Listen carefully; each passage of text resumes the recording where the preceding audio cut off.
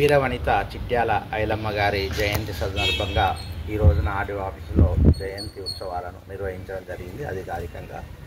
So ఆ చిట్యాల ఐలమ్మ గారు విష్ణు రామచంద్రారెడ్డి సంస్థాన ఆధిపత్యానికి వ్యతిరేకంగా ఆమె చేసినటువంటిది నేను జనగామ జిల్లాకు చెందినవాడిని కాబట్టి ఇదివరకే నాకు పూర్తిగా ఐడియా ఉంది వాటి మీద. సో ఆ గ్రామాన్ని కూడా నేను వ్యక్తిగతంగా ఇంట్రెస్ట్ కొద్దీ వ్యక్తిగతంగా విష్ణూరు అనే గ్రామాన్ని కూడా వెళ్ళి చూసి వచ్చాను. అప్పుడు ఏం జరిగి ఉంటుంది అని చెప్పేసి. కాకపోతే ఇప్పుడు అప్పటి ఆనవాళ్ళు ఏవి ఇప్పుడు అక్కడ లేవు.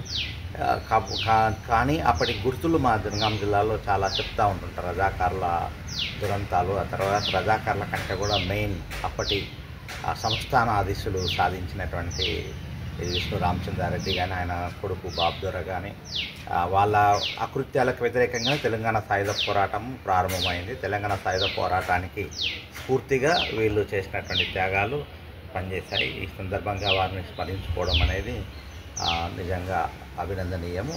వారి జీవితం ధన్యమైనటువంటి